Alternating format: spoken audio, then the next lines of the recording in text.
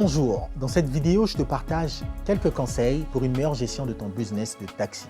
Le premier conseil que je vais partager avec toi dans cette vidéo, c'est d'accorder une prime relative à la survenance des pannes sur une certaine période à votre chauffeur. Que si le véhicule ne tombe pas en panne pendant 2 semaines, vous avez une prime de X montant. C'est pour moi un moyen de simuler la volonté de ce dernier dans une gestion optimale du véhicule.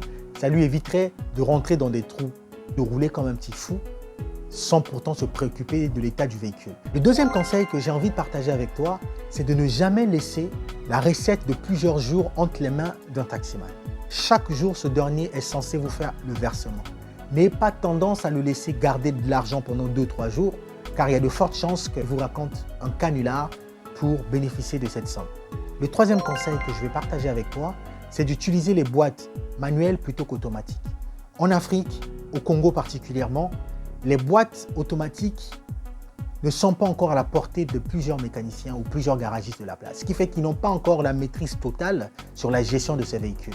Donc il est préférable de partir sur une boîte manuelle parce que ça fait des années que ça roule dans le pays et ça roule dans le continent africain. Les garagistes ont suffisamment pris le temps de maîtriser les tenants et les aboutissants de ce système. C'est plus simple à gérer et plus simple à réparer. Les boîtes automatiques laissent encore le temps à nos garagistes de pouvoir actualiser les connaissances avant de pouvoir acheter ces véhicules. L'autre conseil que je vais partager avec toi, c'est de ne jamais remettre ta pièce d'identité à un chauffeur de taxi. À la base, toutes les pièces du véhicule se trouvent entre ses mains. Carte grise, assurance, contrôle technique, etc. Si vous commettez la maladresse de lui donner votre pièce d'identité, s'il est de mauvaise foi, il a tous les éléments pour vendre votre véhicule et vous faire pleurer, bien évidemment. Un autre conseil que je vais vous donner, c'est de faire un bon choix dans la sélection des chauffeurs. Faites des recrutements sérieux. Faites venir des chauffeurs, testez-les.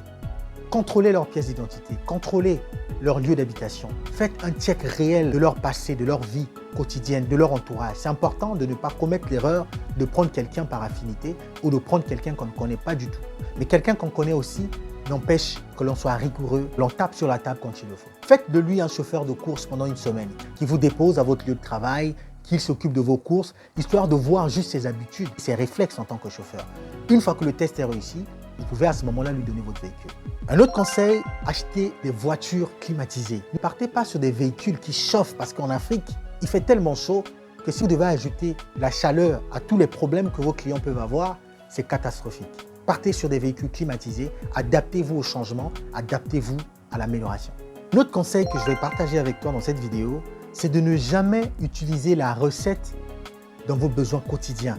Faites de la recette une épargne obligatoire pendant un long moment et à la fin du mois, défalquez la part qui revient au chauffeur, récupérez un petit salaire que vous ferez et le reste, épargnez pour récupérer votre capital investi. Si ces conseils t'ont été utiles, n'hésite pas à cliquer et à laisser un commentaire constructif afin d'aider la chaîne à aller de l'avant. Je te dis à très bientôt.